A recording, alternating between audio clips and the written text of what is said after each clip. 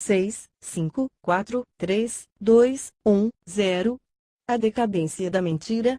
By Oscar Wilde. Um diálogo. Personagens: Cyril e Vivian.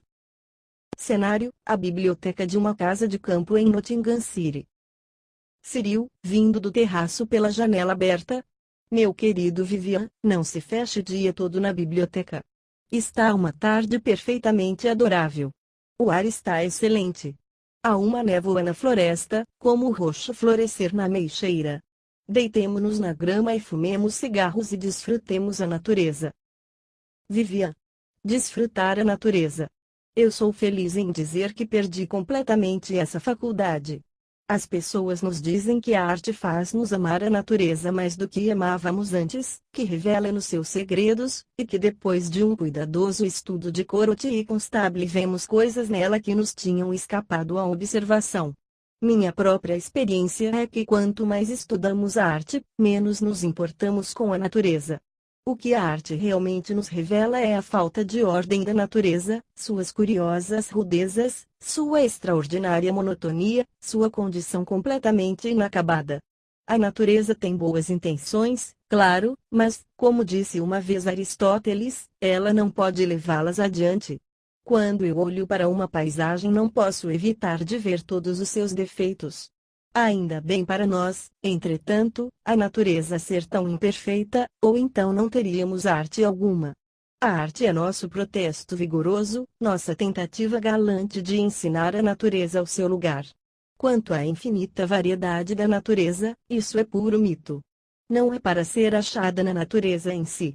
Reside na imaginação, ou fantasia, ou na cegueira cultivada do homem que olha para ela. Cyril. Bem, você não precisa olhar para a paisagem. Você pode deitar na grama e fumar e conversar. Vivian. Mas a natureza é tão desconfortável. A grama é dura e incômoda e pegajosa, e cheia de medonhos insetos negros. Até o mais pobre trabalhador de Mores conseguiria fazer um assento mais confortável que o todo da natureza consegue. A natureza perde a importância perante a mobília da rua que emprestou seu nome de Oxford, como o poeta que amas tanto uma vez vilmente fraseou. Eu não reclamo. Se a natureza tivesse sido confortável, o ser humano nunca teria inventado a arquitetura, e eu prefiro casas ao ar livre. Numa casa sentimos tudo em nossas próprias proporções. Tudo é subordinado a nós, modelado para nosso uso e prazer. O egoísmo em si, que é tão necessário para um sentido adequado de dignidade humana, é inteiramente o resultado da vida entre quatro paredes.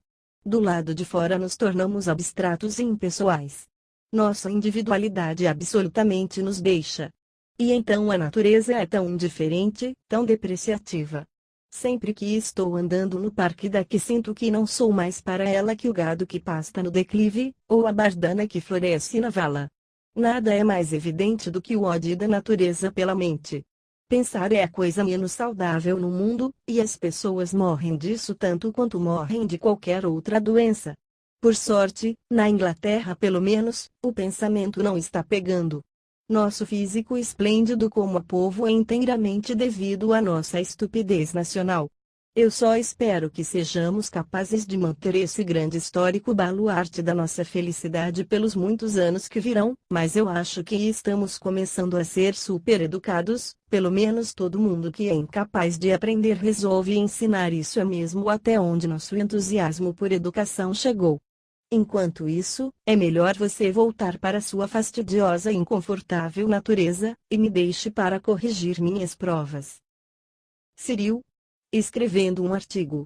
Isso não é muito consistente depois do que acaba de dizer. Vivian, quem quer ser consistente? O beócio e doutrineiro, as pessoas tediosas que seguem seus princípios ao fim amargo da ação, ao reductio ad absurdum da prática. Não eu. Como Emerson, eu escrevo sobre a porta da minha biblioteca a palavra capricho. Além do mais, meu artigo é na verdade um saudável e valioso aviso. Se for seguido, pode talvez haver um novo renascimento da arte. Cyril. Qual o assunto? Vivian. Eu pretendo chamá-lo a decadência da mentira, um protesto. Cyril. Mentira. Eu devia ter imaginado que nossos políticos continuaram com esse hábito. Vivian. Eu lhe asseguro que não. Eles nunca sobem além do nível de deturpação, e até mesmo se rebaixam para provar, discutir, argumentar. Quão diferente do temperamento do verdadeiro mentiroso, com suas declarações francas, sem medo, sua soberba irresponsabilidade, seu saudável, natural desdém por qualquer tipo de prova. Afinal, o que é uma boa mentira? Simplesmente é sua própria prova. Se um homem é suficientemente sem imaginação para produzir prova para sustentar uma mentira, seria melhor se dissesse a verdade de uma vez. Não, os políticos não. Alguma coisa pode, talvez, ser apressada em favor da ordem, dos advogados. O manto do sofista caiu sobre seus membros. Suas falsas retóricas, árduas e reais, são incantáveis. Eles conseguem fazer a pior parecer a melhor causa, como se tivessem acabado de sair das escolas Leontine, e tivessem sido conhecidos por arrancar de júris relutantes vereditos triunfantes de absolvição para seus clientes, ainda que esses clientes, como acontece muito, fossem claramente sem engano inocentes. Mas eles são instruídos pelo prosaico, e não têm vergonha de apelar ao precedente. Apesar de seus esforços, a verdade aparecerá. Os jornais, até, têm degenerado. Eles podem agora ser absolutamente confiáveis. Pode sentir-se ao atravessar por suas colunas. É sempre o ilegível que ocorre. Acho que não há muito a ser dito em favor do advogado ou do jornalista. Além do mais, o que estou pleiteando é a mentira na arte. Devo ler a você o que escrevi? Pode te fazer um grande bem. Cyril? Certamente, se você me der um cigarro. Obrigado. Aliás, pretende-o para que revista? Vivian. Para Retrospective Review. Eu acho que lhe contei que o eleito o tinha ressuscitado. Cyril? Quem você quer dizer por o eleito? Vivian. Oh, os hedonistas cansados, claro. É um clube do qual faço parte. Nós temos que usar rosas desbotadas quando nos reunimos, e ter um tipo de culto por Domitian. Temo que não sejas elegível. Você é muito chegado aos prazeres simples. Cyril? Eu devia ser banido por motivo de espírito animal, suponho. Viviam provavelmente. Além do mais, você é um pouco velho demais. Nós não admitimos ninguém que esteja fora da idade usual. Cyril? Bem, eu imagino que vocês estão todos bem cansados um dos outros. Vivian? Nós estamos. Esse é um dos objetivos do clube. Agora, se você prometer não interromper muito, eu lerei meu artigo para você. Cyril? Terá minha total atenção. Vivian, lendo numa voz bem clara, musical. A decadência da mentira, um protesto. Uma das causas-chefe que pode ser apontada pelo caráter curiosamente lugar comum da maioria da literatura de nossa época é sem dúvida a decadência da mentira como arte, ciência, e prazer social. Os historiadores clássicos nos deram encantadora ficção na forma de fato, o romancista moderno nos apresenta fatos enfadonhos sob o véu de ficção. O livro azul está rapidamente se tornando o seu ideal para ambos método e modo. Ele tem seu tedioso documento humano, sua pequena miserável moeda de lacriação, o qual ele esquadrinha com seu microscópio. Ele pode ser encontrado na Librairie Nationale, ou no Museu Britânico, desavergonhadamente lendo sua matéria. Ele não tem nem a coragem das ideias de outras pessoas, mas insiste em ir diretamente à vida para tudo, e finalmente, entre enciclopédias e experiência pessoal, ele chega ao chão, tendo tirado seus tipos do círculo familiar ou da lavadeira semanal, e tendo adquirido uma quantidade de informação útil da qual nunca, nem mesmo em seus momentos mais meditativos, pode ele se livrar totalmente. A perda que resulta para a literatura em geral desse falso ideal de nosso tempo dificilmente pode ser superestimada. As pessoas têm uma maneira descuidada de falar sobre um mentiroso nato, tanto quanto falam sobre um poeta nato. Mas em ambos os casos eles estão errados. Mentira e poesia são artes, como Pinto observou, não desligadas uma da outra, e elas exigem o estudo mais cuidadoso, a devoção mais desinteressada. De fato, elas têm suas técnicas, assim como as artes mais materiais de pintura e escultura têm seus sutis segredos de forma e cor, seus mistérios do ofício, seus métodos artísticos deliberados. Como se conhece o poeta por sua boa música, também pode-se reconhecer o mentiroso por sua rica eloquência rítmica, e em nenhum dos dois casos a casual inspiração do momento será suficiente. Aqui, como em qualquer outro caso, a prática faz a perfeição. Mas nos dias de hoje, enquanto a moda de escrever poesia tem se tornado comum demais, e devia, se possível, ser desencorajada, a moda de mentir já quase perdeu o prestígio. Um jovem começa na vida com um dom natural para o exagero que, se nutrido em ambientes apropriados e solidários, ou pela imitação dos melhores modelos, pode crescer para ser algo realmente ótimo e maravilhoso. Mas, como regra, ele não chega a nada. Ele ou cai em descuidados atos de precisão. Cyril? Meu querido amigo. Vivian. Por favor, não interrompa no meio da frase. Ele ou cai em descuidados atos de precisão, ou se atrai a frequentar a sociedade dos de idade ou dos bem informados. Ambas as coisas são igualmente fatais para sua imaginação, como na verdade seriam fatais à imaginação de qualquer um, e em pouco tempo ele desenvolve uma mórbida e insalutar faculdade de dizer a verdade, começa a verificar todas as declarações feitas em sua presença, não hesita em contradizer pessoas que são bem mais jovens que ele, e muitas vezes termina escrevendo romances que são tão como a vida que ninguém pode acreditar serem improváveis. Esse não é nenhum exemplo isolado que estamos dando.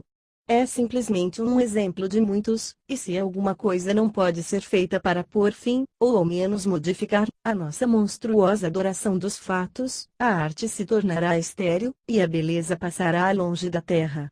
Até o Sr. Robert Louis Stevenson, aquele adorável mestre da prosa delicada e fantástica, está manchado por esse vício moderno, pois não sabemos absolutamente que nome dar. Uma coisa é roubar uma história de sua realidade por tentar torná-la verdade, e a Flecha Negra é tão não artístico a ponto de não conter um único anacronismo para se orgulhar, enquanto a transformação do Dr. Jekyll se lê perigosamente como um experimento saído do Lancet. Quanto ao Sr. Rider Haggard, que realmente tem, ou uma vez teve, os predicados de um mentiroso perfeitamente magnífico, ele agora teme tanto ser suspeito de gênio que quando realmente nos conta algo maravilhoso, ele se sente obrigado a inventar uma reminiscência pessoal, e de colocá-la numa nota de rodapé como um tipo de covarde corroboração. Nossos outros romancistas não são muito melhores. O Sr. Henry James escreve ficção como se fosse um penoso dever, e desperdiça em motivos banais e imperceptíveis pontos de vista seu estilo literário caprichado, suas frases oportunas, sua sátira viva e cáustica. O Sr. Hawkins, é verdade, aponta para o grandioso, no entanto ele escreve do topo de sua voz. Ele é tão ruidoso que não se pode suportar o que ele diz. O Sr. James Payn é um adepto da arte de ocultar o que não vale a pena encontrar. Ele caça o óbvio com o entusiasmo de um detetive com uma vista. Ao virar-se as páginas, o suspense do autor se torna quase insuportável. Os cavalos do faitonte do Sr. William Black não se elevam em direção ao sol. Eles apenas assustam o céu à noite provocando violentos efeitos cromolitográficos. Ao verem eles se aproximarem, os camponeses se refugiam no dialeto. A senhora Oliphant tagarela agradavelmente sobre curas, jogos de tênis, domesticidade, e outras coisas tediosas. O Sr. Marion Crawford se sacrificou sobre o altar de cor local. Ele é como a dama na comédia francesa que vive falando do Le Beau Ciel de Thalie. Além do mais, ele caiu no mau hábito de proferir chavões morais. Ele está sempre nos dizendo que ser bom é ser bom, e que ser mau é ser cruel. Às vezes ele é quase edificante. Robert Elsmere é, claro, uma obra-prima do gênero Henry Hughes, a única forma de literatura que o povo inglês parece realmente apreciar. Um atencioso amigo nosso nos disse uma vez que o lembrava do tipo de conversa passada num chá na casa de uma família inconformista séria, e nós bem podemos acreditar. Realmente só na Inglaterra tal livro podia ser produzido. A Inglaterra é o lar das ideias perdidas. quanto àquela grande diariamente crescente escola de romancistas para a qual o sol sempre se levanta no East End, a única coisa que pode ser dita sobre eles é que encontram a vida verde, e deixam crua. Na França, ainda que nada tão deliberadamente tedioso como Robert Elsmere tenha sido produzido, as coisas não vão muito melhor. O Sr. Guy de Maupassant, com sua afiada ironia mordaz e seu estilo difícil e vívido, despe a vida dos poucos trapos que ainda a cobrem, e nos mostra chagas fétidas e feridas supuradas. Ele escreve pálidas tragediazinhas nas quais todos são ridículos, comédias amargas das quais não se pode rir por muitas lágrimas. O Sr. Zola, verdadeiro ao elevado princípio que ele nos apresenta em um de seus pronunciamentos sobre literatura, L'homme de génie N. a jamais d'esprit, está determinado a mostrar que, se ele não tem gênio, pode pelo menos ser chato. E como ele tem sucesso, ele não é totalmente sem poder. Realmente, às vezes, como em Germinal, há algo quase épico em sua obra. Mas sua obra é completamente errada, do começo ao fim, errada não só no que se refere à moral, mas no que se refere à arte. De qualquer ponto de vista ético, é exatamente o que devia ser. O autor é perfeitamente verdadeiro, e descreve as coisas exatamente como acontecem. O que mais qualquer moralista pode desejar? Não temos simpatia alguma pela indignação moral de nosso tempo contra o Sr. Zola. É simplesmente a indignação de Tartufo por ser exposto. Mas do ponto de vista da arte, o que pode ser dito em favor do autor de L. Sommuir, Nana e Potboile? Nada. O Sr. Ruskin descreveu certa vez os personagens dos romances de George Eliot como parecidos com as limpezas de um ônibus de Pentonville, mas os personagens do Sr. Zola são bem piores. Eles têm seus monótonos vícios, e ainda mais monótonas virtudes. O registro de suas vidas é absolutamente sem interesse. Quem se importa o que acontece a eles? Na literatura nós exigimos distinção, charme, beleza e poder imaginativo. Nós não queremos ser mortificados e enojados com o relato dos atos das ordens inferiores. O Sr. Daudet é melhor. Ele tem sagacidade, um toque leve e um divertido estilo. Mas ele recentemente cometeu suicídio literário. Ninguém pode se importar com Delobelle com seu Il faut lutter pour l'art, ou com Valmajol com seu eterno refrão sobre o Rouxinol, ou com o poeta Indiac com seus motes cruels, agora que aprendemos com 20 anos de ma vie littéraire que esses personagens foram tirados diretamente da vida real. Ele deve lutar pela arte. Para nós eles parecem ter repentinamente perdido toda sua vitalidade, todas as poucas qualidades que possuíam. As únicas verdadeiras pessoas são as que nunca existiram, e se um romancista é base suficiente para ir à vida por seus personagens ele devia ao menos fingir que são criações, e não se vangloriar por serem cópias.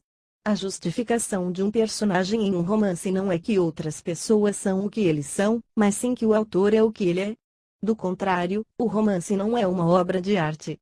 Quanto ao Sr. Paul Bourget, o mestre de roman psychologique, ele comete o erro de imaginar que o homem e a mulher da vida moderna são capazes de serem infinitamente analisados por inúmeras séries de capítulos. De fato, o que é interessante nas pessoas de boa sociedade e o Sr. Paul Bourget raramente sai de Faubourg St. Germain, exceto para vir a Londres, é a máscara que cada um deles usa, não a realidade por trás da máscara. É uma confissão humilhante, mas somos todos feitos da mesma coisa. Em Falstaff há algo de Hamlet, em Hamlet não há nem um pouco de Falstaff. O cavaleiro gordo tem seus humores melancólicos, e o jovem príncipe tem seus momentos de humor tosco. Onde nos diferimos um do outro é puramente em acidentais, no vestir, maneiras, tom de voz, opiniões religiosas, aparência pessoal, hábitos e semelhantes. Quanto mais se analisa as pessoas, mais as razões para fazê-lo desaparecem. Cedo ou tarde se chega àquela detestável coisa universal chamada natureza humana. Realmente, como qualquer um que já trabalhou entre os pobres sabe muito bem, a irmandade entre os homens não é um mero sonho de poeta, é uma deprimente e humilhante realidade, e se um escritor insiste em analisar as classes superiores, tanto melhor seria escrever sobre garotas combinando e vendedores de carrocinha. Contudo, meu querido Cyril, não mais o deterei. Eu bem admito que os romances modernos têm bastantes pontos positivos.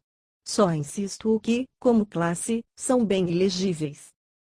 Cyril, isso é certamente uma qualificação bem grave, mas devo dizer que acho-o bastante injusto em algumas de suas críticas.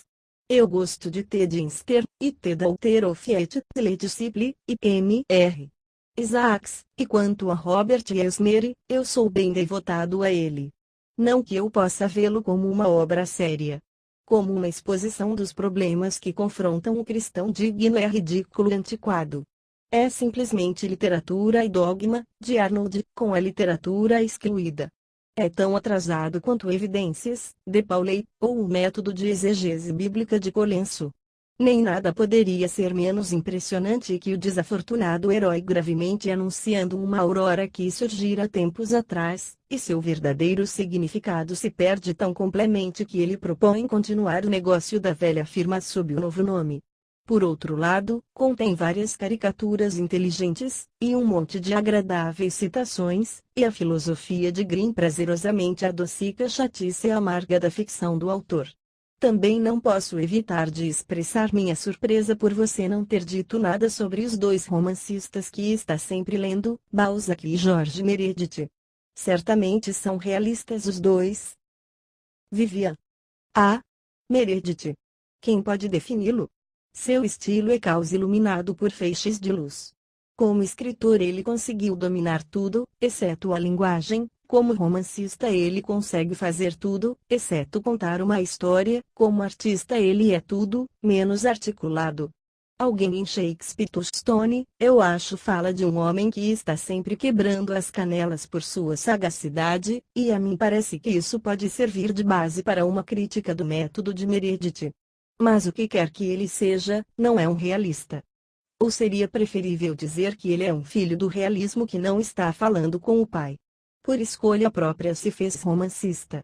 Ele se recusou a dobrar o joelho a Baal, e afinal, ainda que o fino espírito do homem não tenha se revoltado contra as barulhentas afirmações do realismo, seu estilo seria suficiente o bastante para manter a vida a uma distância respeitável.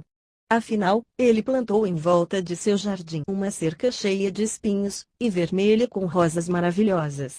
Quanto a Balzac, ele foi uma combinação notável do temperamento artístico com o espírito científico. Este ele legou a seus discípulos. Aquele foi inteiramente seu. A diferença entre um livro como Elle Sommuir, do Sr. Zola, e o Illusions perdues, de Balzac, é a diferença entre realismo sem imaginação e realidade imaginativa.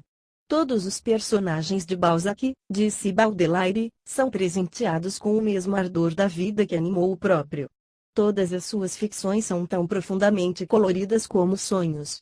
Cada mente é uma arma carregada até a boca com vontade. Os muito desgraçados têm gênio. Um contato constante com Balzac reduz nossos amigos às sombras, e nossos conhecidos às sombras de espectros. Seus personagens têm um tipo de colorida e ardente existência. Eles nos dominam, e desafiam o ceticismo. Uma das maiores tragédias da minha vida é a morte de Lucien de Rubempré. É uma perda da qual eu nunca fui capaz de me livrar completamente. Assombra-me em meus momentos de prazer. Eu a lembro quando rio. Mas Balzac não é mais realista que Obein foi. Ele criou a vida, não a copiou. Eu admito, entretanto, que ele deu um valor muito alto à modernidade da forma, e que, consequentemente, não há um livro seu que, como uma obra-prima artística, possa alcançar Salammbô ou Esmond, ou T. Cloisterham de Perth, ou o Visconde de Bragelonne. Cyril? Você é contra a modernidade da forma, então? Vivian. Sim.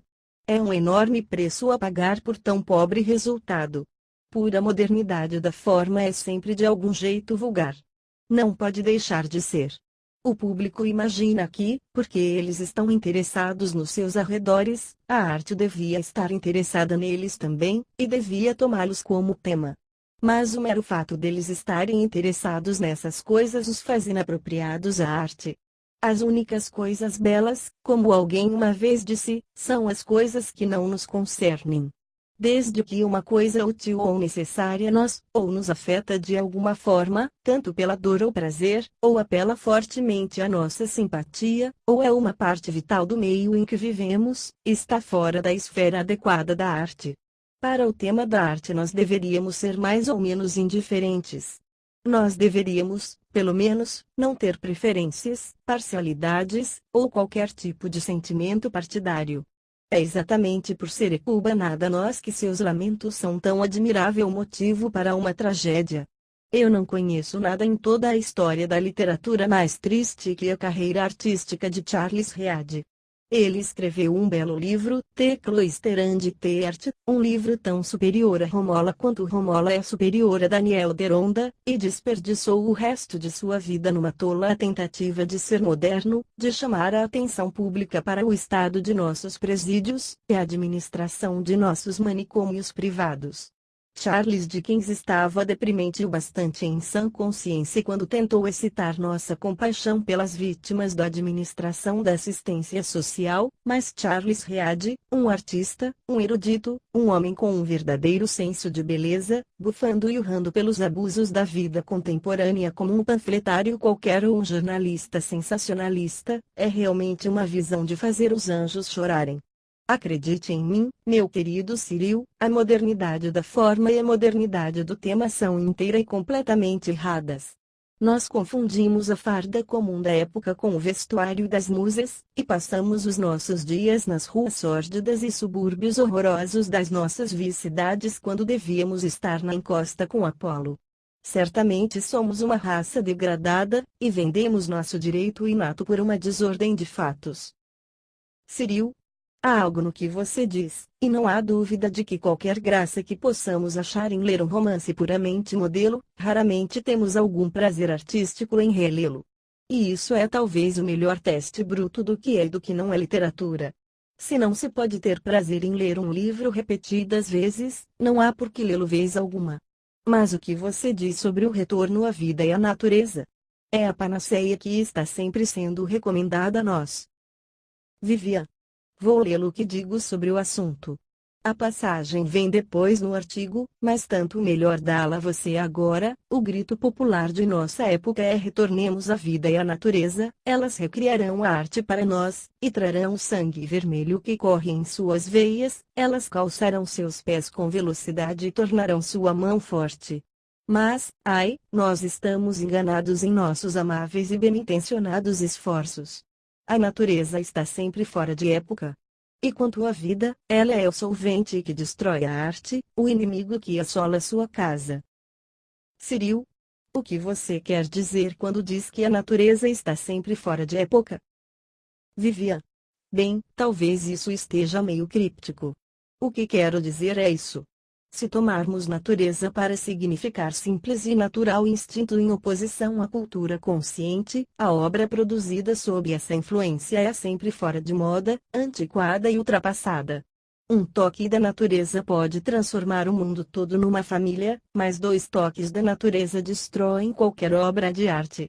Se, por outro lado, nós considerarmos a natureza como conjunto de fenômenos externos ao homem, as pessoas só descobrem nela o que elas trazem a ela. Ela não tem sugestões próprias. Wordsworth foi ao lago, mas ele nunca foi um poeta da natureza. Ele encontrou nas pedras os sermões que já havia escondido lá. Ele foi moralizando sobre o distrito, mas sua boa obra foi produzida quando ele retornou, não à natureza, mas à poesia. A poesia deu a ele Laodamia, e os ótimos sonetos, e a grande ode, assim como ela é. A natureza deu a ele Martha Ray e Peter Bell, e Adristo M.R. Wilkinson Spade. Cyril. Acho que essa visão pode ser questionada.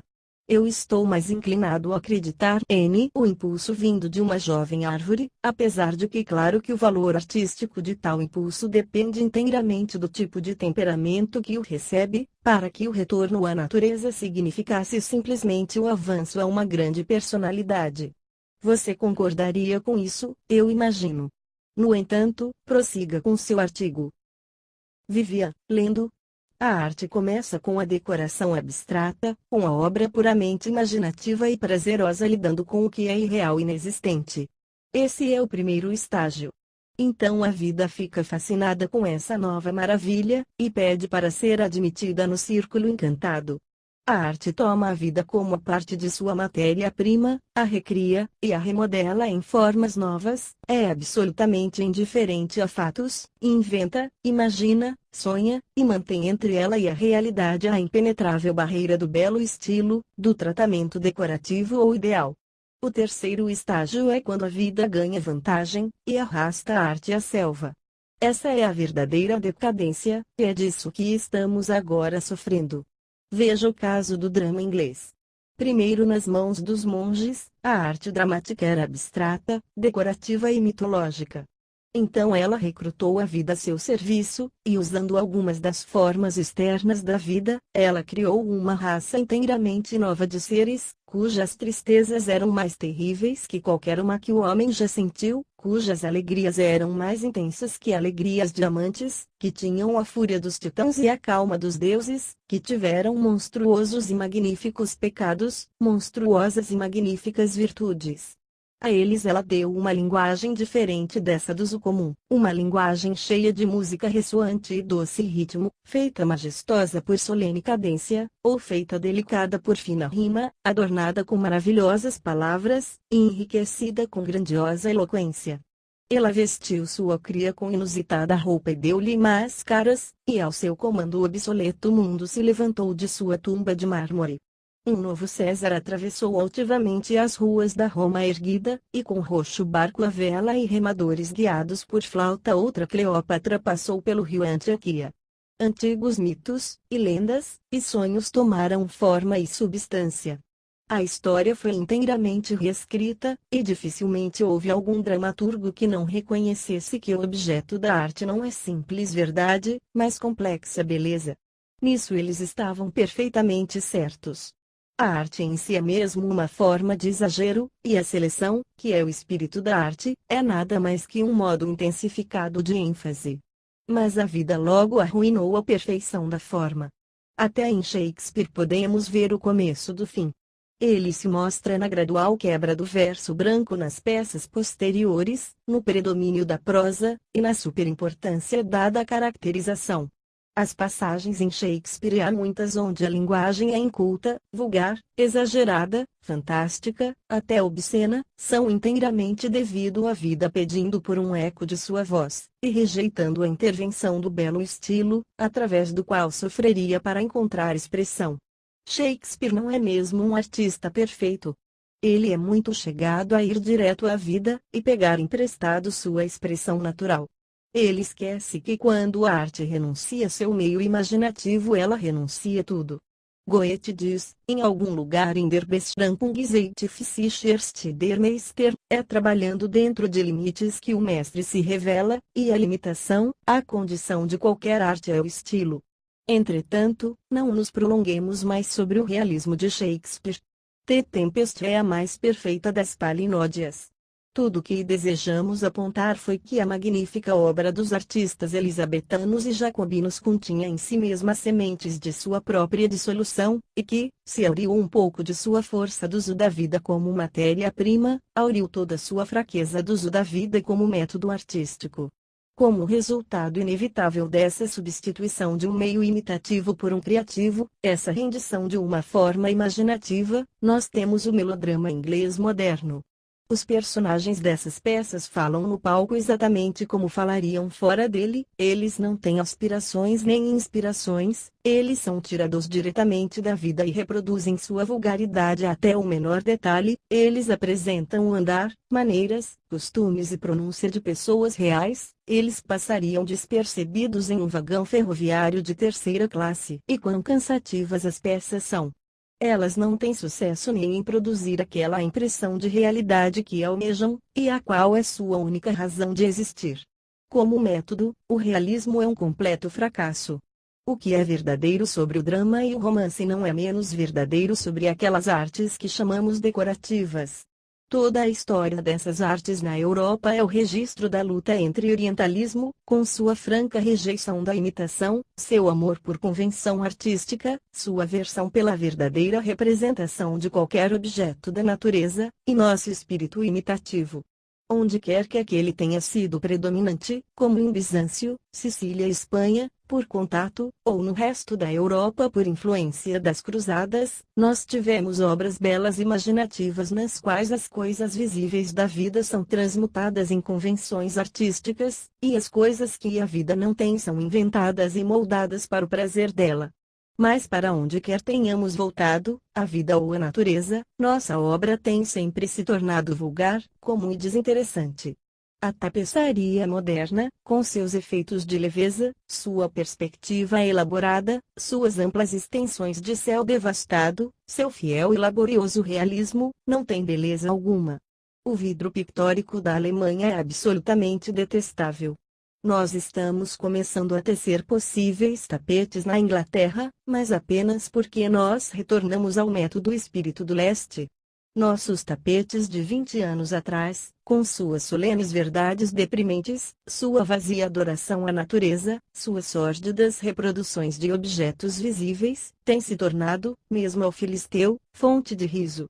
Um culto maometano nos observou uma vez: vocês cristãos são tão ocupados em mal interpretar o quarto mandamento que nunca pensaram em fazer uma aplicação artística do segundo.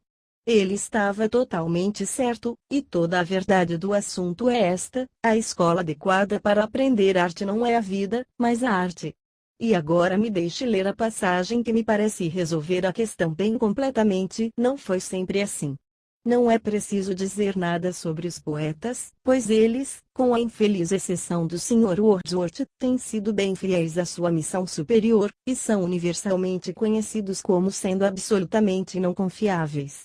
Mas nas obras de Heródoto, quem, apesar das tentativas vazias e pouco generosas dos modernos sabichões de verificar sua história, pode justamente ser chamado o pai das mentiras, nos discursos publicados de Cícero e nas biografias de Suetônios, em Tácito no seu melhor, na História Natural de Pliny, no Periplus de Ano, em todas as antigas crônicas, em Vidas dos Santos, em Froissart e Sir Thomas Malory, nas viagens de Marco Polo, em Olaus Magnus e Aldrovandus, e Conrad Licusthenes, com seu magnífico Prodigiarum et Ostentorium Chronicon, na autobiografia de Benvenuto Cellini, nas Memórias de Casanova, no History of the Plague de Defoe, no Life of Johnson de Boswell, nas missivas de Napoleão, e nas obras de nosso próprio Carlyle, cuja Revolução Francesa é um dos mais fascinantes romances históricos já escritos. Os fatos são, ou mantidos em sua adequada posição de subordinação, ou então inteiramente excluídos por motivos de chatice.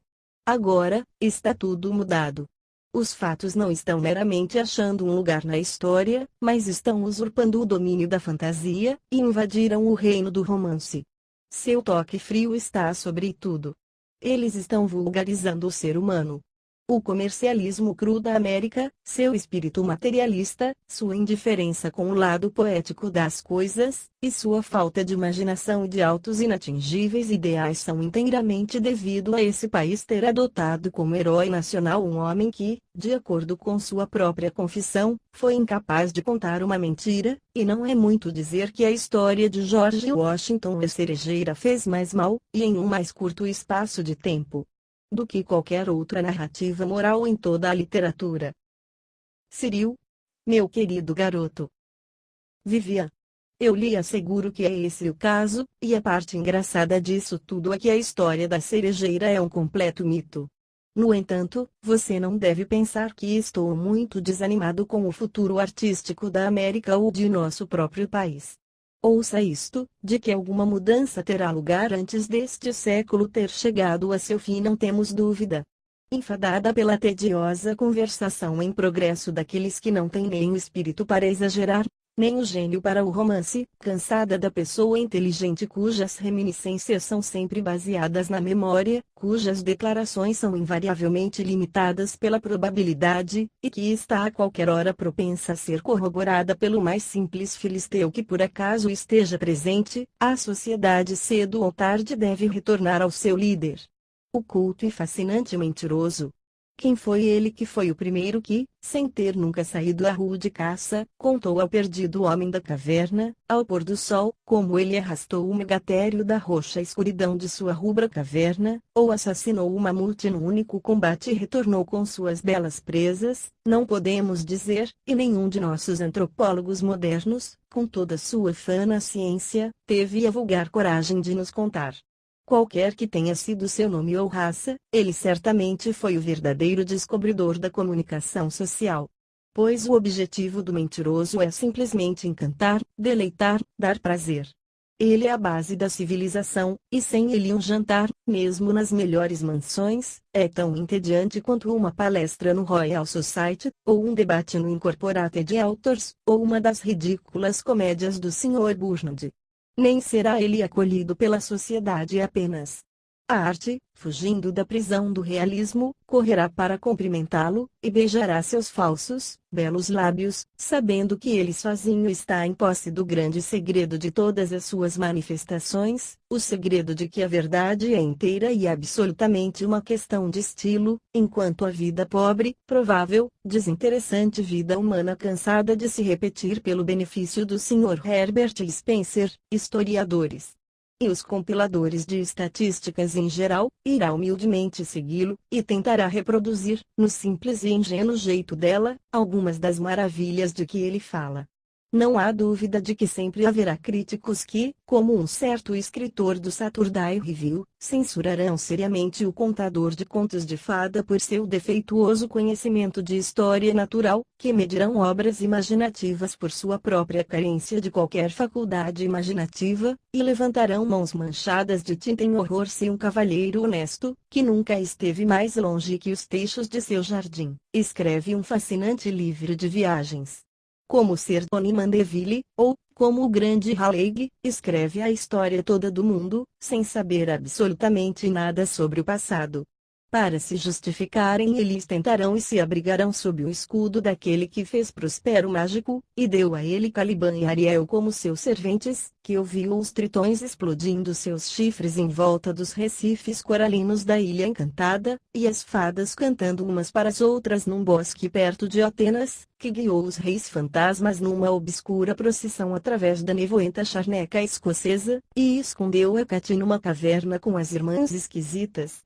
Eles evocarão Shakespeare, eles sempre o fazem, irão citar aquela já gasta passagem esquecendo que esse infeliz aforismo sobre a arte segurando o espelho sobre a natureza é deliberadamente dito por Hamlet para convencer os espectadores de sua completa insanidade em tudo relacionado à arte. Cyril. E? Outro cigarro, por favor. Vivian. Meu querido companheiro, o que quer que você possa dizer, é meramente uma elocução dramática, e não mais representa as reais visões de Shakespeare sobre a arte do que os discursos de Iago representam suas reais visões sobre a moral. Mas deixe-me chegar ao final da passagem, a arte encontra sua própria perfeição dentro, e não fora, de si mesma. Ela não deve ser julgada por nenhum modelo exterior de semelhança. Ela é um véu, em vez de um espelho. Ela tem flores que nenhuma floresta conhece, pássaros que nenhum bosque possui. Ela faz e desfaz vários mundos, e pode tirar a lua do céu com um fio de linha escarlate. São dela as formas mais reais que o vivo homem, e os grandes arquétipos, dos quais coisas que têm existência não são mais do que cópias inacabadas. A natureza não tem, aos olhos dela, nenhuma lei, nenhuma uniformidade. Ela pode fazer milagres sob sua vontade, e quando ela chama monstros das profundezas eles vêm. Ela pode fazer a amendoeira florescer no inverno, e jogar neve sobre o milharal na colheita. Uma palavra dela e a geada deita seu dedo prateado na boca ardente de junho, e os leões alados saem dos buracos das colinas Lídio. As dríades assomam na mata quando ela passa, e os faunos marrons sorriem diferente quando ela dele se aproxima. Ela tem deuses com face de falcão que adoram, e os centauros galopam ao seu lado. Cyril? Gosto disso. Eu posso vê-lo. É esse o fim? Vivian não. Há ainda uma passagem, mas é puramente prática. Simplesmente sugere alguns métodos pelos quais poderíamos reviver essa perdida arte da mentira. Cyril? Bem, antes que a leia, eu gostaria de lhe fazer uma pergunta. O que você quer dizer ao falar que a vida, pobre, provável, desinteressante vida humana, tentará reproduzir as maravilhas da arte? Eu bem posso entender sua objeção em arte ser como um espelho. Você acha que reduziria o gênio à posição de um espelho rachado? Mas você não está dizendo que realmente acredita que a vida imita a arte, que a vida que é o espelho, e a arte é a realidade. Vivian. Certamente que sim. Ideia paradoxal, pode parecer e paradoxos são sempre coisas perigosas no entanto, verdade que a vida imita a arte bem mais do que a arte imita a vida.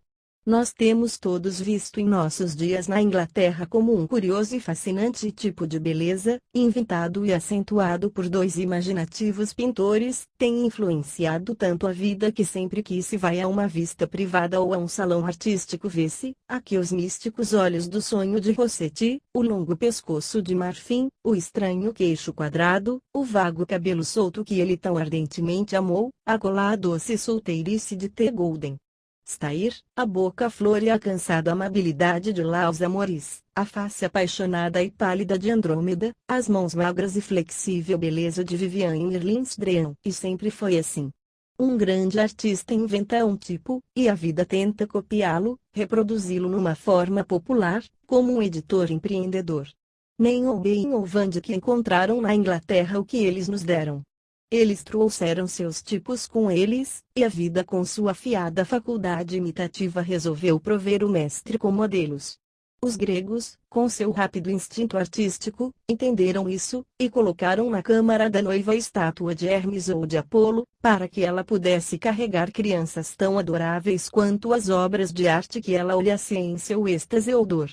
Eles sabiam que a vida ganha com a arte não apenas espiritualmente, em profundidade de pensamento e sentimento, tumulto ou paz da alma, mas que ela pode se formar nas próprias linhas e cores da arte, e pode reproduzir a dignidade de Feidias, assim como a graça de Praxiteles. Daí vem a objeção deles ao realismo. Ele os desagrada por motivos puramente sociais. Eles sentiram que inevitavelmente faz as pessoas feias, e estavam corretíssimos. Nós tentamos melhorar as condições da raça com bom ar, livre luz do sol, água benta, e horrorosas construções simples para a melhor moradia das classes baixas. Mas essas coisas apenas produzem saúde, não produzem beleza. Para isso a arte é necessária, e os verdadeiros discípulos do grande artista não são seus imitadores de estúdio, mas aqueles que se tornam como suas obras de arte, sejam elas de plástico como na época dos gregos, ou pictóricas como nos tempos modernos. Numa palavra, a vida é o melhor da arte, sua única pupila. Assim como é com as artes visuais, é também com a literatura. A mais óbvia e mais vulgar forma na qual isso se mostra é no caso dos tolos garotos que, depois de lerem as aventuras de Dick Sheppard ou Dick Turpin, saqueiam as tendas de infelizes vendedoras de maçã, arrombam lojas de doce à noite, e assustam senhores que voltam para casa da cidade, saltando em sua direção nas ruas do subúrbio, com máscaras escuras e revólveres descarregados. Esse interessante fenômeno, que sempre ocorre após o aparecimento de uma nova edição de qualquer um dos livros a que aludi, é geralmente atribuído à influência da literatura na imaginação. Mas isso é um erro. A imaginação é essencialmente criativa, e sempre busca uma nova forma. O garoto ladrão é simplesmente o resultado inevitável do instinto imitativo da vida. Ele é fato, ocupado, como o fato geralmente é, tentando reproduzir a ficção, e o que vemos nele é repetido numa escala estendida ao topo da vida. Schopenhauer analisou o pessimismo que caracteriza o pensamento moderno, mas Hamlet o inventou. O mundo se tornou triste porque um fantoche foi melancolia uma vez. O niilista, aquele estranho mártir que não tem fé alguma, que vai para a fogueira sem entusiasmo, e morre pelo que não acredita, é um produto puramente literário. Ele foi inventado por Turgenev, e completado por Dostoiévski. Robespierre saiu das páginas de Rousseau tão seguramente como People's Palace se levantou dos escombros de um romance. A literatura sempre antecipa a vida. Não a copia, e sim a molda para seus propósitos. O século XIX, como o conhecemos, é em grande parte uma invenção de Balzac. Nossos Luciens de Rubempré, nossos Rastignacs e de Marsais fizeram sua primeira apresentação no palco da Comédie Humaine. Nós estamos simplesmente dando continuidade, com notas de pé de página e acréscimos desnecessários, à extravagância, ou fantasia, ou visão criativa de um grande romancista. Eu uma vez perguntei a uma dama, que conhecia Thackeray intimamente, se ele teve algum modelo para Becky Sarp. Ela me disse que Becky foi uma invenção, mas que a ideia da personagem foi em parte sugerida por uma governanta que morava na vizinhança de Kensington Square, e era a companheira de uma bem egoísta e rica senhora. Eu indaguei o que sucedeu à governanta, e ela respondeu que, estranhamente, alguns anos após o aparecimento de Vanity Fair, ela fugiu com o sobrinho da dama com a qual estava vivendo, e por um curto tempo fez um grande furor na sociedade, bem no estilo da senhora Haldon Crawley, inteiramente pelos métodos desta. Por fim, arruinou-se, desapareceu na Europa, e costumava ser vista ocasionalmente em Monte Carlo e outros lugares de jogo. O nobre cavalheiro cujo mesmo grande sentimentalismo atraiu o coronel Newcombe morreu, alguns meses após T. Newcombe ter alcançado a 4ª edição, com a palavra Addison em seus lábios. Pouco tempo depois de Sr. Stevenson ter publicado sua curiosa história psicológica de transformação, um amigo meu, chamado Sr. Hyde, esteve no norte de Londres, e estando ansioso para chegar a uma estação ferroviária, tomou o que ele pensou ser um atalho, se perdeu, e se achou numa rede de mais sombrias ruas. Sentindo-se bem nervoso, ele começou a andar extremamente rápido, quando de repente de um arco correu uma criança bem entre suas pernas. Ela caiu na calçada, ele tropeçou nela, e pisou-a. Estando certamente bem assustada e um pouco machucada, a criança começou a gritar, e em poucos segundos a rua toda estava cheia de pessoas rudes que vieram correndo de suas casas como formigas. Elas o cercaram, e perguntaram-lhe seu nome. Ele estava prestes a dá-lo quando de repente lembrou o incidente introdutório da história do Sr. Stevenson. Ele ficou tão cheio de horror em perceber em sua própria pessoa aquela terrível e bem escrita cena, e em ter feito acidentalmente, embora realmente, o que o Sr. Hyde da ficção fez intencionalmente, que ele fugiu correndo o mais rápido que pôde.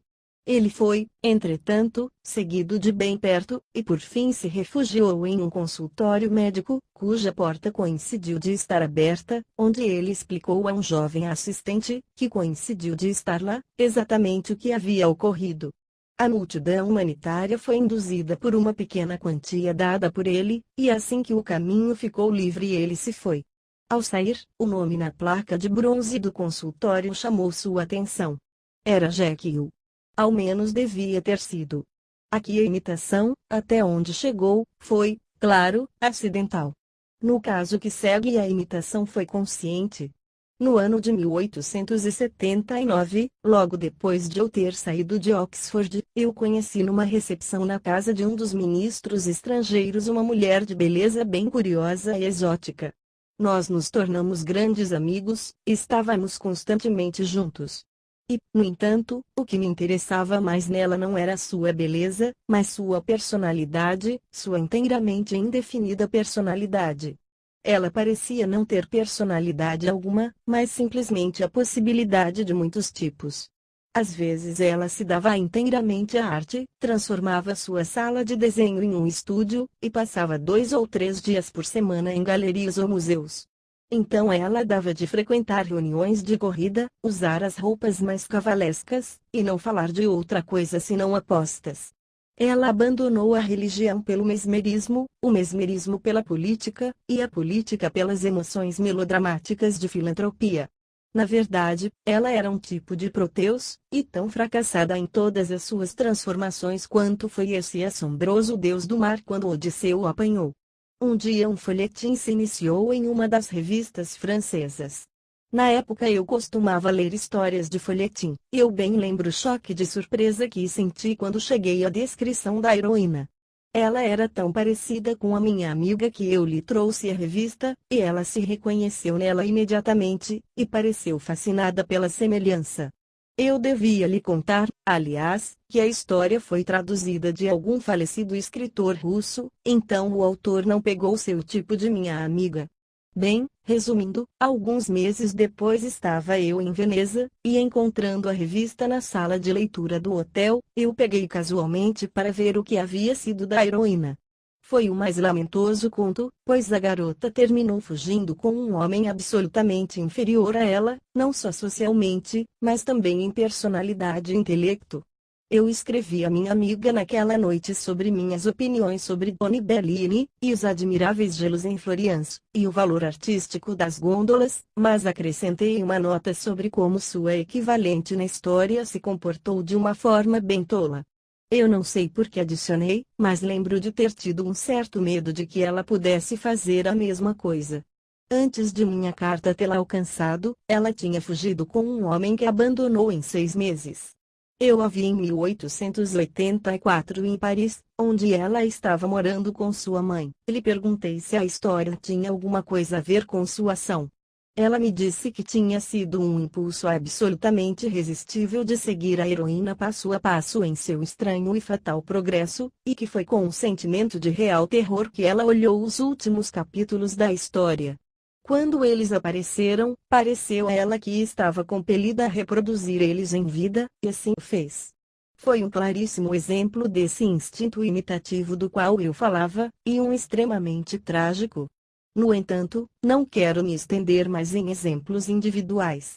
Experiência pessoal é um círculo bem vicioso e limitado. Tudo que eu desejo apontar é o princípio geral de que a vida imita a arte bem mais que a arte imita a vida, e estou seguro de que se você pensar seriamente descobrirá que é verdade. A vida segura o espelho sobre a arte, ou reproduz algum estranho tipo imaginado por pintor ou escultor, ou percebe em fatos o que foi sonhado na ficção. Cientificamente falando, a base da vida, a energia da vida, como Aristóteles a chamaria, é simplesmente o desejo pela expressão, e a arte está sempre apresentando várias formas pelas quais essa expressão pode ser alcançada. A vida as busca e as usa, ainda que elas sejam para seu próprio sofrer. Jovens cometeram suicídio porque Rolla o fez, morreram por suas próprias mãos porque por suas próprias mãos Werther morreu. Pense no que devemos à imitação de Cristo, no que devemos à imitação de César. Ciril.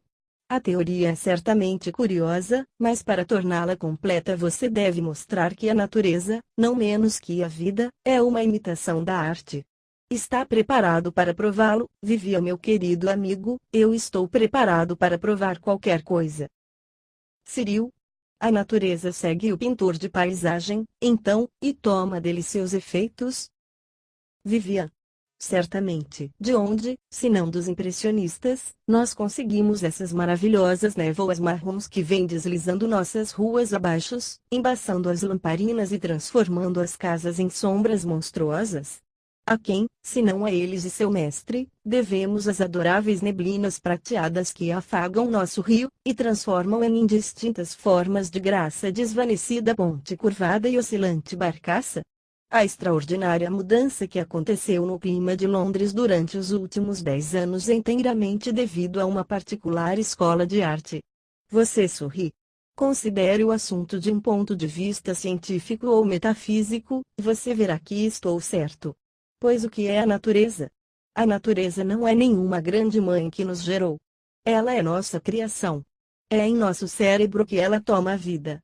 As coisas são porque as vemos, e o que vemos, e como vemos, depende das artes que nos influenciaram. Olhar para uma coisa é bem diferente de ver uma coisa. Não se vê nada antes de ver sua beleza. Então, e só então, ela chega a existir.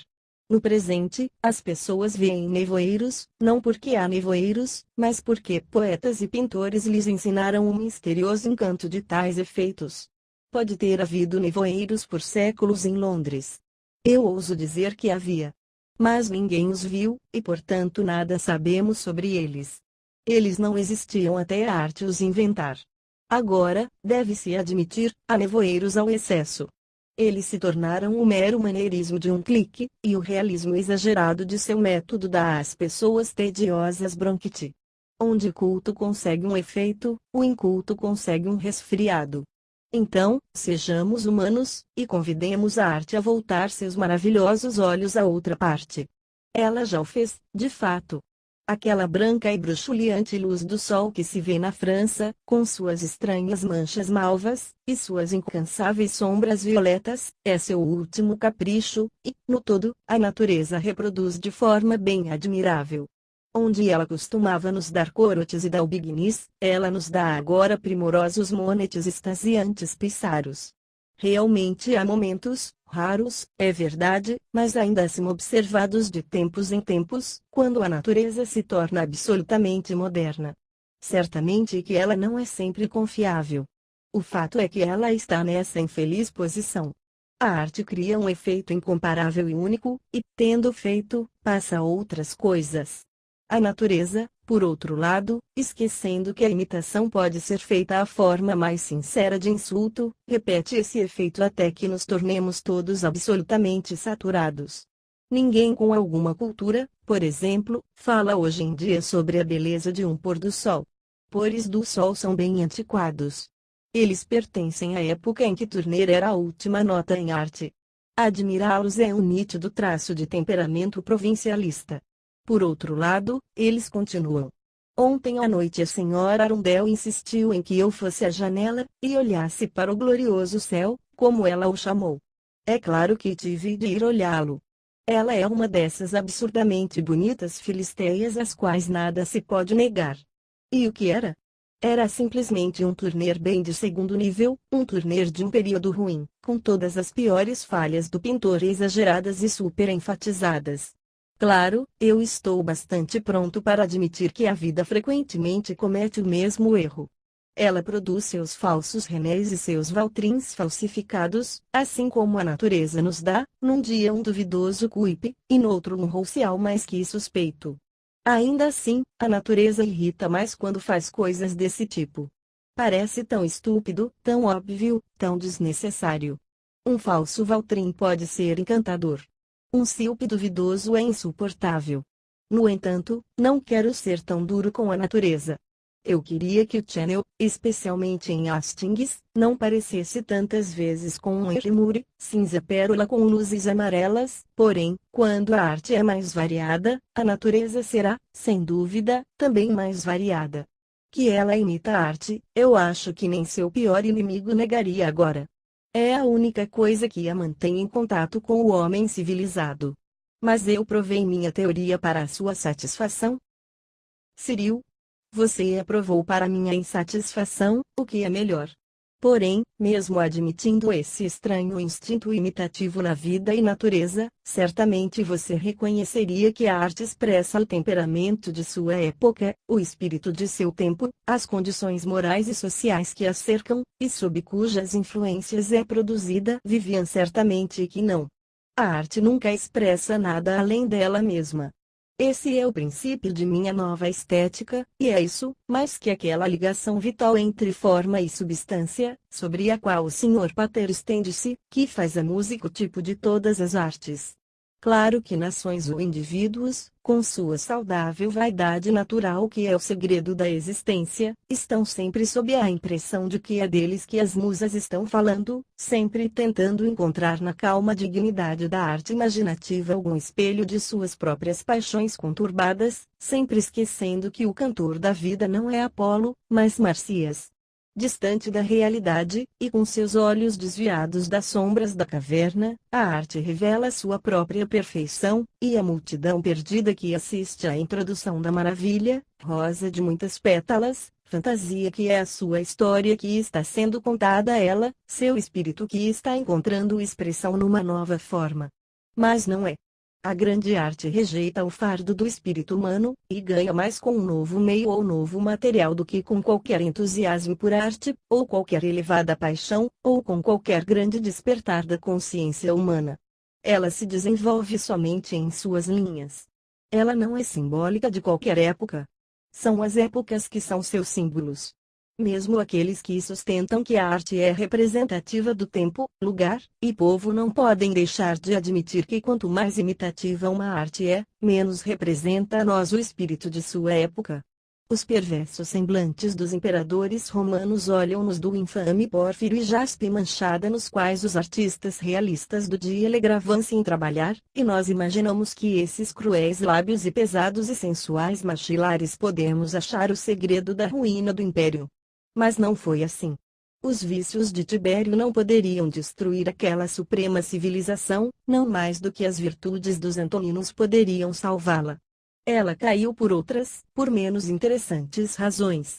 As pitonisas e os profetas da Capela Sistina podem de fato servir para interpretar para alguns aquele novo surgimento do espírito emancipado que nós chamamos o Renascimento, mas o que os rústicos embriagados e vociferantes camponeses da arte holandesa nos dizem da grande alma da Holanda?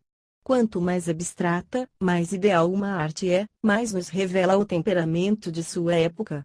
Se desejamos entender uma nação através de sua arte, olhemos para sua arquitetura ou sua música. Cyril? Nisso eu bem concordo com você. O espírito de uma época deve ser mais bem expressado nas artes de ideal abstrato, pois o espírito em si é abstrato e ideal. Por outro lado, para o aspecto visual de uma época, para a sua aparência, como diz a frase, nós devemos, claro, ir às artes de imitação. Vivian. Eu não acho. Afinal, o que as artes imitativas realmente nos dão são apenas os vários estilos de certos artistas, ou de certas escolas de artistas. Seguramente você não imagina que as pessoas da Idade Média possuíam qualquer semelhança com as figuras dos vitrais medievais, ou nos entalhes em rocha e madeira medievais, ou nos metais artesanais medievais, ou tapeçarias, ou manuscritos iluminados. Elas eram provavelmente pessoas de aparência bem comum, com nada grotesco, ou notável, ou fantástico em sua aparência. A Idade Média, como a conhecemos na arte, é simplesmente uma forma definida de estilo, e não há motivo por que um artista com esse estilo não possa ser produzido no século XIX. Nenhum grande artista vê as coisas como elas realmente são. Se o fizesse, deixaria de ser um artista. Tome um exemplo de nosso próprio tempo. Eu sei que você aprecia coisas japonesas. Agora, você realmente imagina que os japoneses, como eles nos são apresentados na arte, têm qualquer existência? Se sim, então você nunca entendeu realmente a arte japonesa. Os japoneses são a criação deliberada e consciente de certos artistas. Se você puser um quadro de Hokusai, ou Okei, ou qualquer um dos grandes pintores nativos, ao lado de um verdadeiro cavalheiro ou dama japonesa, verá que não há a menor semelhança entre eles.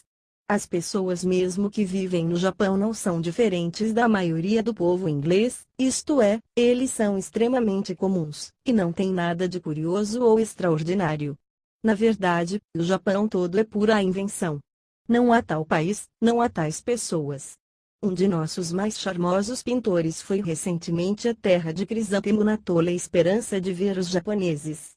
Tudo que ele viu, tudo que teve a chance de pintar foram algumas lanternas e leques. Ele foi incapaz de descobrir os habitantes, assim como sua adorável exibição no Mestres. A galeria de Goldeswell apresentou-o muitíssimo bem. Ele não sabia que o povo japonês é, como já disse, simplesmente um modo de estilo, uma fina fantasia da arte. Assim, se você quer ver um efeito japonês, não deverá se comportar como um turista e ir a Tóquio. Pelo contrário, deverá permanecer em casa e mergulhar na obra de certos artistas japoneses, e então, quando você tiver absorvido o espírito de seu estilo, e captado sua maneira imaginativa de visão, irá uma tarde e sentará no parque ou passeará por Piccadilly, e se você não conseguir ver um completo efeito japonês lá, não verá em lugar algum. Ou, para retornar novamente ao passado, tome como outro exemplo os antigos gregos. Você acha que a arte grega alguma vez nos diz como era o povo grego?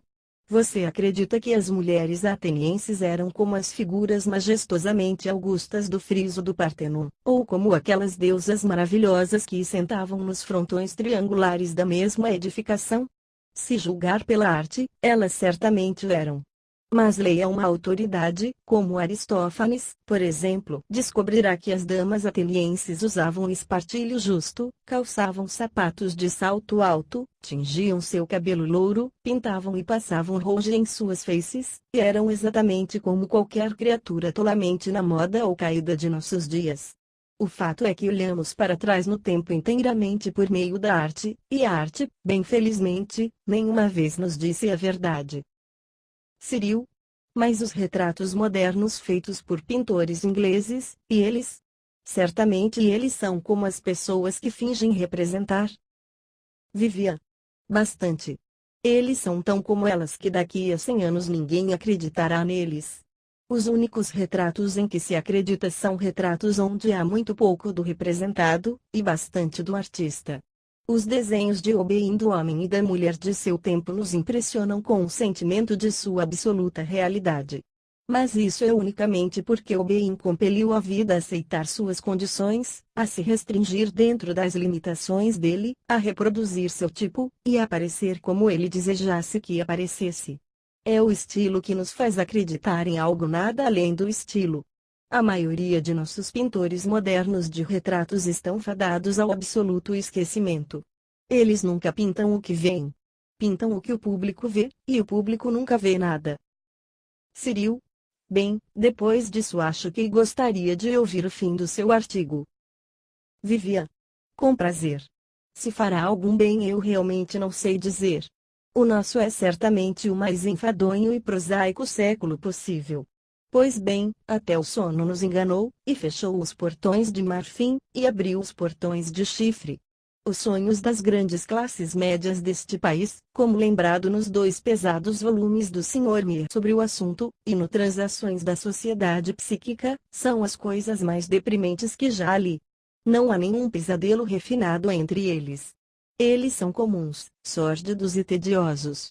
Quanto à Igreja, não consigo conceber nada melhor para a cultura de um país que a presença de um corpo de homens cujo dever é acreditar no sobrenatural, realizar milagres diários, e manter viva aquela faculdade de criar mitos que é tão essencial à imaginação. Mas na Igreja inglesa um homem tem sucesso não por sua capacidade de acreditar, mas por sua capacidade de desacreditar. A nossa é a única igreja onde o cético fica sobre o altar, e onde São Tomé é considerado o apóstolo ideal. Muitos são clérigos dignos, que passam a vida em trabalhos de bondosa caridade, vivem e morrem não notados e desconhecidos, mas é suficiente para um fútil e sem educação saído de qualquer das 2 universidades subir em seu púlpito e expressar suas dúvidas sobre a Arca de Noé, ou o asno de Balaão, ou sobre Jonas e a baleia, para metade de Londres se aprumar para ouvi-lo, e sentar boquiaberta em embevecida admiração por seu soberbo intelecto. O crescimento do bom senso na Igreja inglesa é algo a se lamentar. É na verdade uma degradante concessão a uma forma inferior de realismo. É tolo, também. Provém de uma inteira ignorância da psicologia. O homem pode acreditar no impossível, mas jamais pode acreditar no improvável. No entanto, eu devo ler o final de meu artigo. O que nós temos de fazer, o que pelo menos é nosso dever fazer, é reviver essa velha arte da mentira.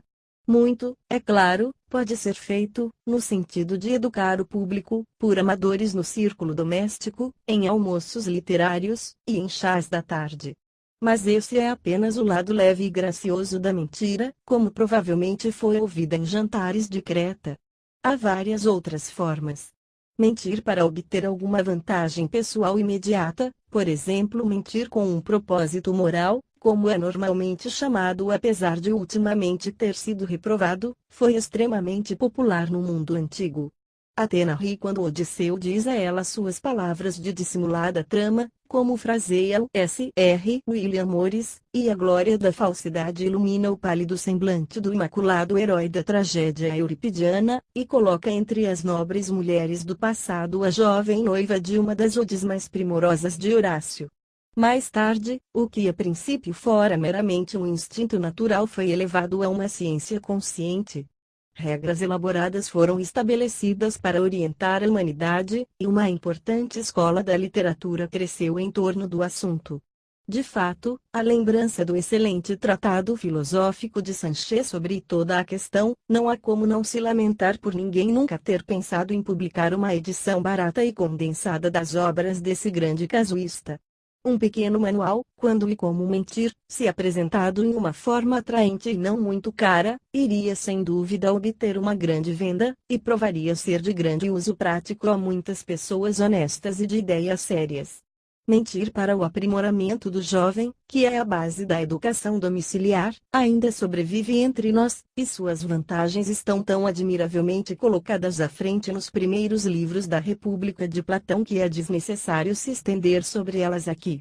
É um modo da mentira para o qual todas as boas mães têm peculiares capacidades, mas é capaz de ainda mais desenvolvimento, e tem sido tristemente deixado de lado pelo conselho escolar. Mentir por um salário mensal é certamente bem conhecido na Rua Fleet, e a profissão de escritor líder político tem suas vantagens.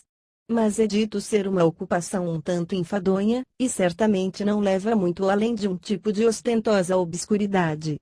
A única forma da mentira que é completamente acima de reprovação é mentir por benefício próprio, e o maior desenvolvimento disso é, como já apontamos, a mentira na arte. Assim como aqueles que não amam Platão mais que a verdade não podem passar da entrada da academia, também aqueles que não amam a beleza mais que a verdade não conhecem o mais íntimo santuário da arte. O sólido e frio intelecto britânico des nas areias desérticas como a esfinge no magnífico conto de Flaubert, e a fantasia, Lachesnais, dança em volta, e o chama com sua voz falsa, de tom mavioso. Ele pode não a ouvir agora, mas com certeza um dia, quando estivermos todos mortos de tédio com o personagem lugar comum da ficção moderna, irá escutá-la e tentar pegar emprestadas suas asas. E quando esse dia amanhecer, ou o pôr do sol avermelhar-se, quão felizes não ficaremos! Fatos serão considerados sem credibilidade, a verdade será encontrada de luto por seus grilhões, e o romance, com seu temperamento de maravilha, voltará à terra. O aspecto do mundo em si irá mudar aos nossos deslumbrados olhos. Além mar se erguerão Belmonte e Leviatã, e navegarão ao redor das galés de alta popa, como fazem nos agradáveis mapas daquelas épocas em que livros de geografia eram legíveis.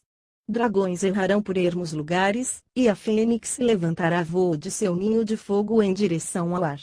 Nós colocaremos nossas mãos sobre o basilisco, e veremos a joia na cabeça do sapo.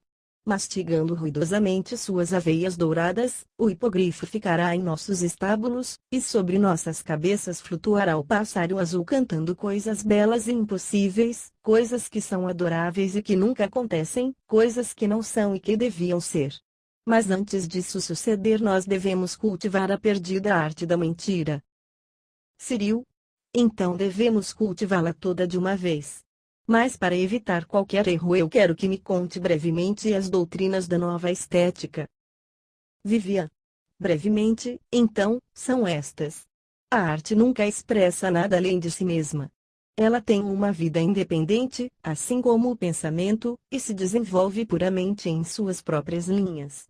Não é necessariamente realística numa época de realismo, nem espiritual numa época de fé.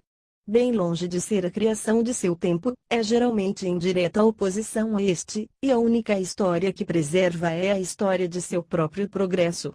Às vezes retorna a seus passos, e revive alguma forma antiga, como ocorrido no movimento arcaísta da recente arte grega, e no movimento pré-rafaelita de nosso próprio tempo, basílico, figura mitológica.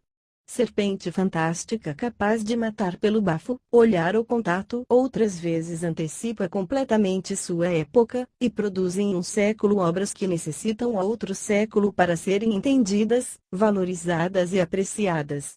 Em caso algum reproduz sua época. Passar da arte de uma época para a época em si é o grande erro que todos os historiadores cometem. A segunda doutrina é esta. Toda arte ruim vem de voltar-se para a vida e a natureza, e elevá-las a ideais. Vida e natureza podem às vezes serem usados como a parte da matéria bruta da arte, mas antes de serem de qualquer real serviço à arte devem ser traduzidas em convenções artísticas. No momento em que a arte renuncia seu meio imaginativo ela renuncia tudo.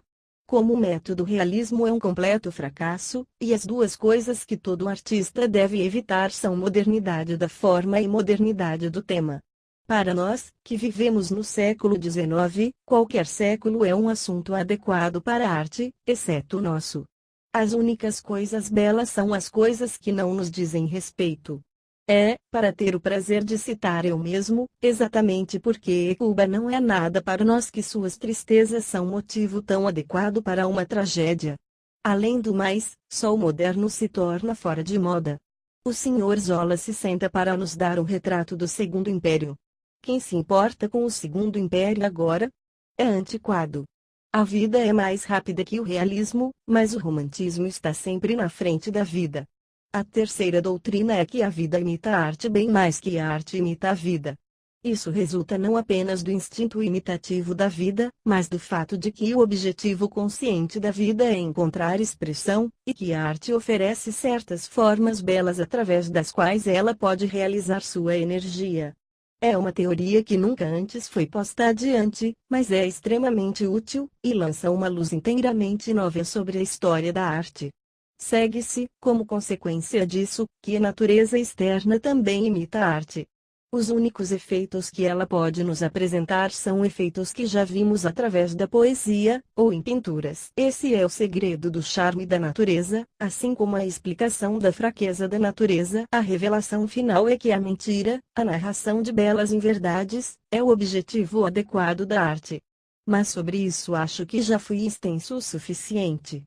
E agora vamos ao terraço, onde pende, como um fantasma, o pavão branco como leite, enquanto a estrela da noite arrasta a escuridão com o prata.